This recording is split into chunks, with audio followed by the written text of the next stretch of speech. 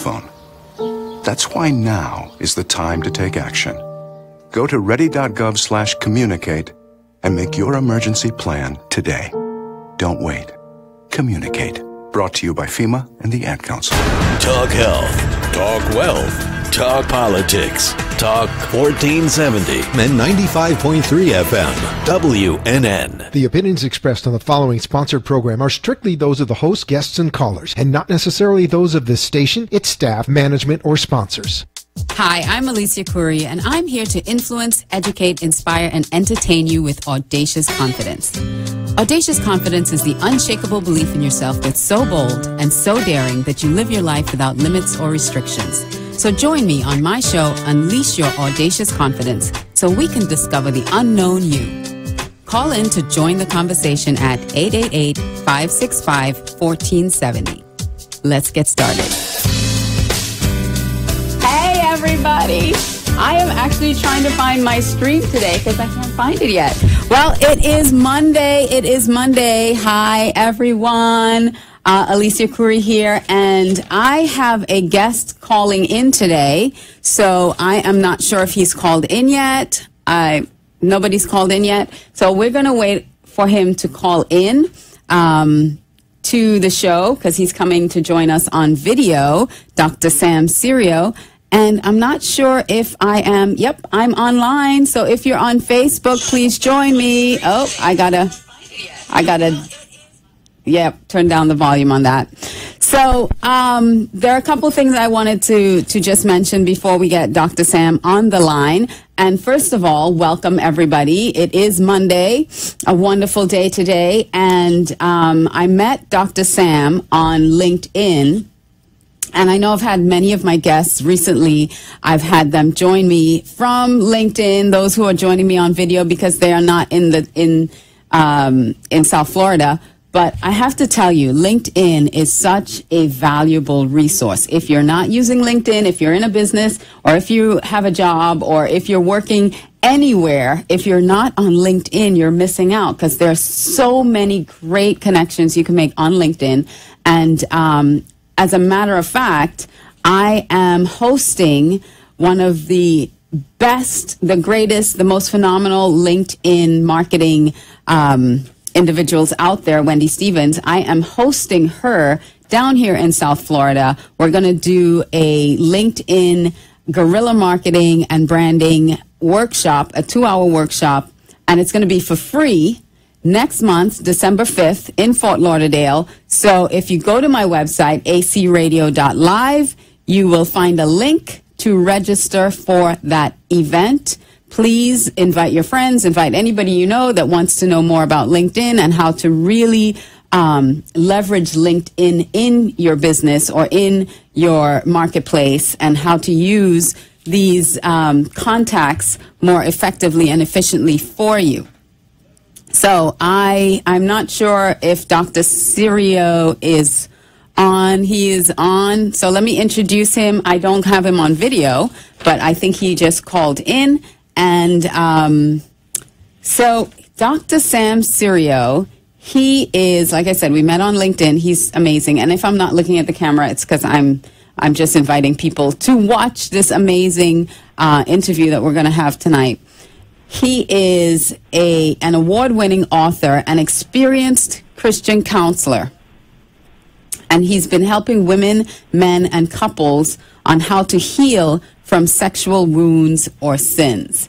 And so he will be sharing secrets on how to unleash your audacious confidence in the midst of an unwanted sexual hurt or unwise sexual habits, which will steal your self-respect, your self-esteem, your future, and your future relationships. So something like that can infiltrate. I was talking to him earlier, and it can infiltrate so many areas of your life that sometimes you develop certain patterns or certain habits that you don't understand, and it can really cause some negative effects in your life. And so did we get Dr. Sirio on the phone? Yes. Sam, are you with us? I am here, yes. You are here with us, but I don't have you on video. Were we having some technical issues with the video? Well, I see myself on the video, but just not yourself yet. You see yourself on the video, just not me yet. Okay, so maybe we can get that rectified during the course of the interview, but I'm glad that I at least have your voice on. We have you on live, so I'm going to just go ahead with the interview because I don't want to waste any more time because everything you have for us is so amazing and so juicy. So I wanted to ask first of all, did you hear the introduction that I gave? I did. Okay, Thank great. you. So I want to jump right in and ask, what are some of the most common emotions felt by women, men, and couples today as a result of sexual indiscretion or injustice? I find so many women and men and couples have the following emotions that are just so detrimental to their relationships and to their confidence. The first one that comes to my mind, Alicia, is just the feeling of being guilty when they're not guilty. They blame themselves for things that have happened to them, possibly because the person who did this blamed them as well, whether it be a date or a dad, that they end up blaming themselves and they feel guilty for things that they shouldn't feel guilt about. And they have a lot of false guilt that it just inhibits their confidence and their life in so many ways, which we'll get into later. And then some people just feel ashamed. They feel dirty because of what has been done to them, or what has been done by them. I find a lot of people have an enormous amount of anger, and the need to forgive is just huge eventually because they spill that anger onto a lot of other people that all of a sudden become the punching bag. Wow. And they don't have any idea that they're doing this. And they have a hard time trusting themselves because they made some decisions which led to possibly they're getting date raped when they didn't see that coming. They don't trust other people. They need to grieve. I think that's a huge thing that a lot of people need to grieve over what has happened to them, and until that's done, they're not going to be able to accept it and move forward. So those are just some of the emotions. I think of women and men and couples that don't feel worthy because their wife doesn't want them. They don't want to have sex with them. And the husband feels so alone and so isolated and so unworthy because his wife does not want to have sex with him, or the lady feels dirty because the husband's doing porn instead. So we've got lots of topics to talk about. There's a lot, yeah. So actually, one of the questions that I really wanted to ask you, because this is such a specialized niche, it's such a specialized area, how, when, and why did you choose such an out-of-the-box specialty when it comes to Christian counseling, dealing with, healing sexual hurts? When I was in seminary a while back, one of my professors said to become an expert in one topic of society and one book of the Bible. So I did. And the topic which I chose at that time to become an expert in was that of abortion. This was a while back, and that was the hot topic of the day. So I became a speaker, and I would give all these great guilt and God messages about abortion. And unfortunately, it was heavy on truth, but very light on grace, and that's where I made a big mistake. So ladies would come up to me afterwards, and they would ask me, "Is there any hope? I feel so guilty. I feel so bad." Because it's after the fact. Yeah, and they just lived with this guilt when they realized, the regret that they had, and I didn't know what to say to them at first. I knew how to do truth, but not grace. So I went back to the drawing board and decided that I needed to speak as Jesus would speak in terms of truth and grace. So as I did that, I would hear in the same messages, once I upgraded my skills to make it more balanced, ladies would come up with stories of being molested or being raped, or their husbands doing porn, or all sorts of things that I didn't sign up for. I didn't want to do that at first. I just really wanted to specialize in one topic. So I will never forget one defining story that really answers the question of how I got started and really decided to do this. full time. I was interviewing a lady who had been molested when she was young by her dad.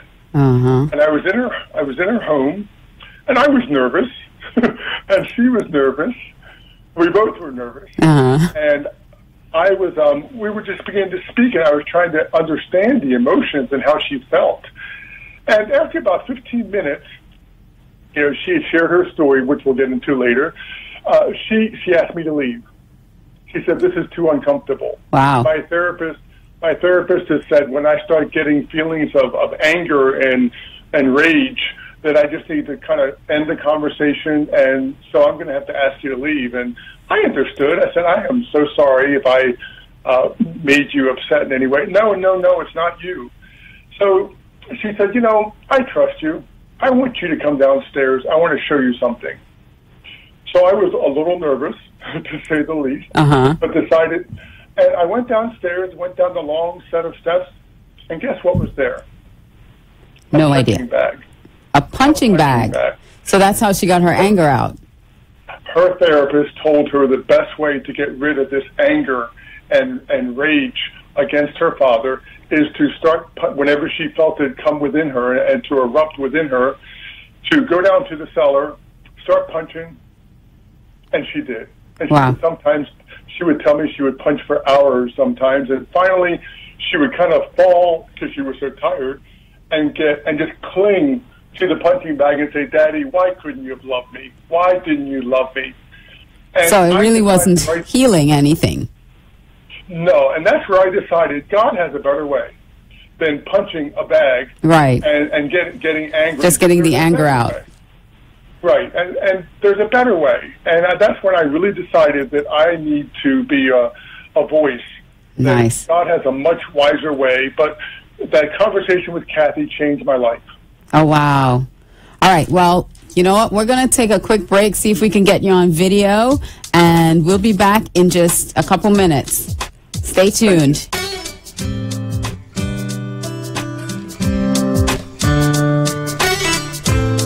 Afraid of needles? Anxious about going under the knife? Do the words invasive surgery make you queasy to think about? After years of being mistaken for someone in her 20s, Alicia Couri, a mom of 3 in her late 40s, finally got tired of hearing, "You should write a book about why you look so young." So that's exactly what she did. In her book, Age Younger, 21 Tips to Make Your 40s Look Like Your 20s, she outlines 21 of her top tips for looking and feeling decades younger. These tips can easily be implemented into your own lifestyle so you too can make your 40s look like your 20s. Go to acradio.live to order your copy today. If you lack confidence and boldness to go out and conquer the world, here's a valuable resource. In my book, Your Signature Style, Unlocking the Confidence, Style, and Influence of the Savvy CEO, I'll take you through a process where you can release your fears and embrace your femininity as a powerful tool to unleash your audacious confidence. This is where it all began for me, and I want to share it with you. Get your copy today at acradio.live. Bring out your beauty and confidence from the inside out. Visit acradio.live. You're listening to Unleash Your Audacious Confidence with Alicia Couri. Now, let's get back to the show. Okay, we're going to try to see if we can get Dr. Sam back on. And I think we had a conversation earlier, and he said he's very technically challenged. So technology and him aren't quite good friends yet. So we're going to try to work this out again and see if we can get him back on the line. But when he comes back, listen, if you want to ask a question, yes, we have 15 minutes with Dr. Sam. But if you have a situation or you have a question that you want to ask, feel free to call in at 888-565-1470 and tune in on 95.3 FM, 1470 AM. We're also broadcasting live on Facebook. Hi, Facebook friends, and live on Periscope. Hi, Periscope friends, and live on YouTube. So if you're watching us on any of those platforms, welcome, welcome, welcome. Thank you for joining us. And we're going to try to get Dr. Sam back on the air. He's back online with us. We still don't have video, but he's back on the line. So, Dr. Sam, thank you so much for joining us. Can you hear me? Alicia. There you go. I can. Thank you.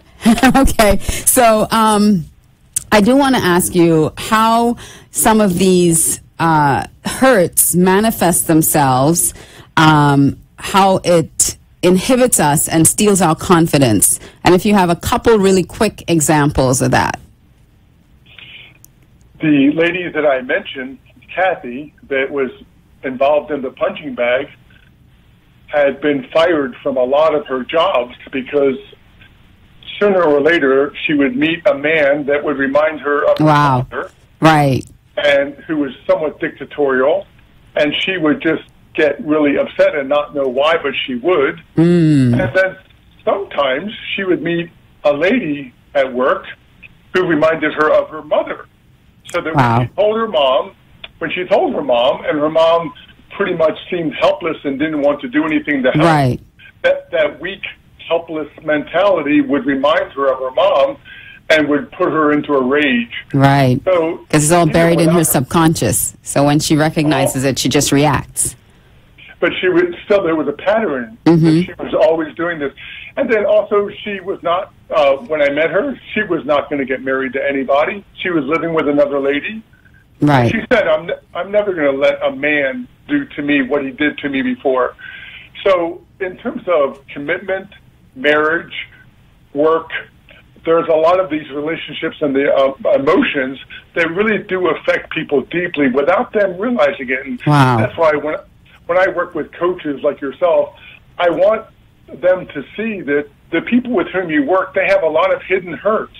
They have a lot of secret struggles that they never tell anybody about, and they're not going to get past and be able to truly listen until they once and for all grieve and get over the hurt that's been done to them. And that's where I think the Christian faith comes in handiest, because it really does solve their need that they have the deepest. So, you know, there's a lot of these, they come out into, I know of a lady that was extremely overprotective of her children.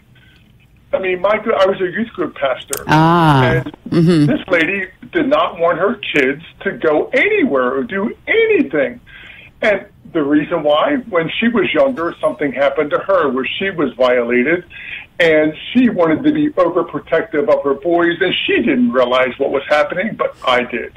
Right. So many times, these emotions are so deep and so dark, and they don't tell anyone, and the church has pretty much, you know, made this somewhat taboo, right? Unfortunately, so that's the purpose of my ministry, is to be, and why I wrote the book and the website, to help people see that God really can heal you better than anything on this side of eternity, better than a punching bag. Better than a punching bag. And the name of the book that you have right now that's out on Amazon, it's Sensitive Preaching to the Sexually Hurting. Yes. And I didn't mention that. So you can always get more information on his website, and his ministry website is www.healingsexualhurt.com. The book has won the 2016 award for Best Ministry Book of the Year. And he has a new book coming out, which we're going to talk about at the end just a little bit, all about emotions, correct? Yes. All right. So, I also wanted to ask, because in addition to sexual hurts, you also help people overcome certain sexual habits, which take away their confidence and rob them of their joy. So tell us a little bit about that, too. Well, I remember counseling with a young man that wanted to get married, and he was awfully picky, and he would break up with everybody whom he met, and yet he told me he really wanted to get married. So we worked on all different topics, every topic under the sun, for about a year, about love and lust and being a man of God and a woman of God and integrity and leadership and everything. But I was getting nowhere, absolutely nowhere, until one day I happened to ask Jim. I said, Jim, do you do porn? He said, well, yeah. Why? I said, really?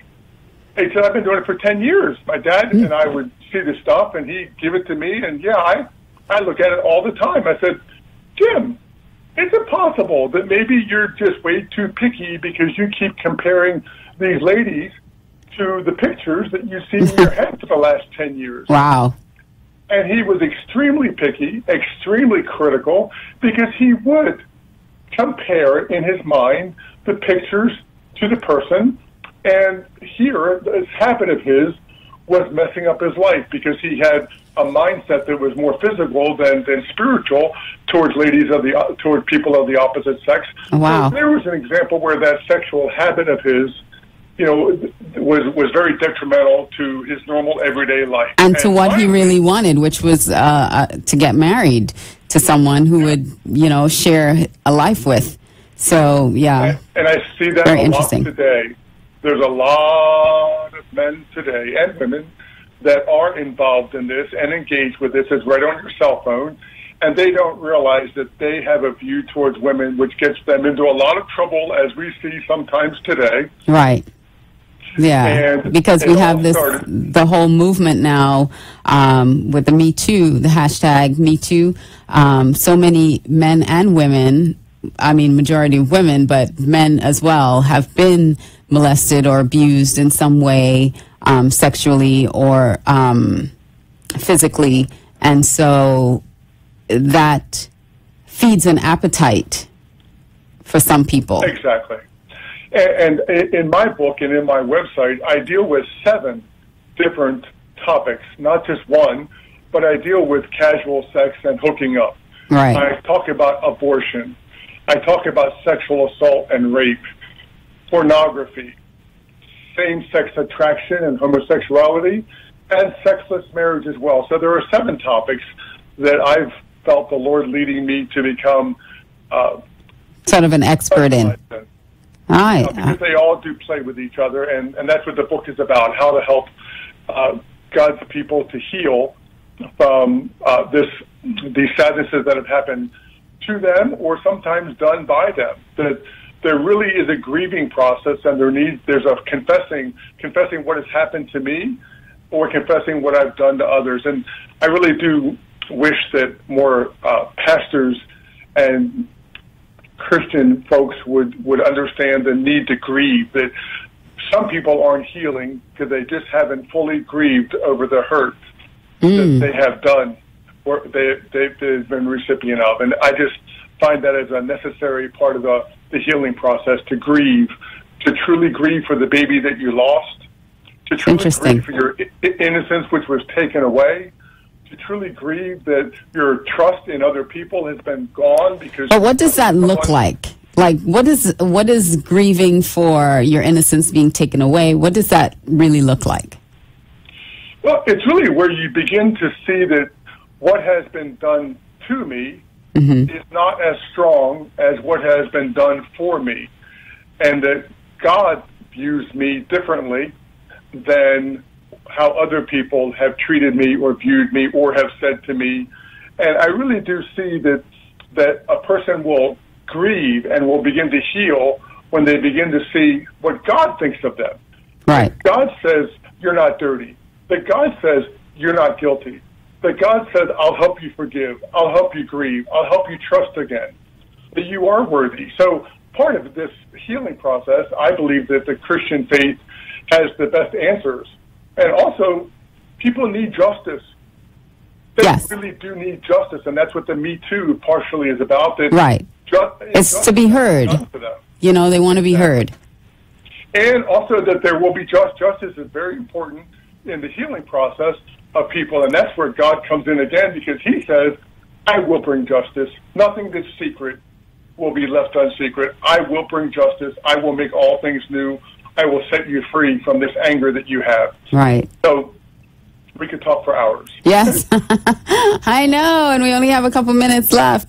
So you kind of touched on the last question that I did have for you, which was how does your faith equip you for, helping others overcome some of these obstacles? And you did touch on, allowing God to heal them by showing them that he is not just he's your vengeance. That's what the word says. Right. But also, he's also the healer and the comforter and so many more things. So if you want to elaborate on that, and then we'll talk really quickly about your book. Well, the issue of betrayal is so important here, because people that have had these sadnesses done to them have been betrayed. They've been betrayed by someone who was supposed to care for them, who was supposed to protect them, who said that they would be with them forever, but they left them after the abortion, or they left them after the rape. And here they made promises, and yet they betrayed the person. And that's a tough pill to swallow. But when I see and help people to see that Jesus gets that, he understands because he was betrayed by his own Judas. Right. He had people who made promises to him, and they said they would be with him forever. And they didn't, and they left him. So God understands all of these emotions, and the scripture says he's close to the brokenhearted. Right. He mends all of our wounds, and he saves those whose spirit is crushed. That's pretty strong language. Yeah. And that's exactly. So there is no sin, and there is no sadness that he is not able to penetrate and to transform. And that's why again, punching bags don't do it. But right. if you want to have a punching bag, let God be your punching bag. I tell people that. He'll take care of it for you. So really quickly, what is the new book? When is it coming out? I am writing another book on the different emotions that are common to sexually wounded people, with the chapter headings of "You're not guilty, you're not dirty, you need to. I will help you grieve. I'll help you trust again." All right. Well, we're wrapping up. I'm getting my cue to wrap up now. I thank you so much. Sorry for the technical difficulties, but thank you again for joining me, Dr. Cirio. You'll have to come back another time. Thank you for watching. Mwah, mwah, mwah, mwah, mwah. I love you all, and I'll see you next Monday. Have a great week. Yeah. Thank you.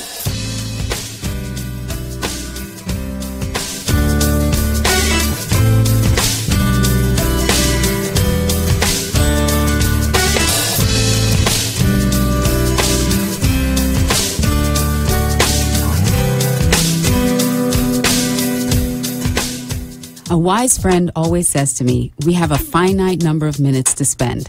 And just like you can only spend $1 once, you can only spend 1 minute once. It's your choice.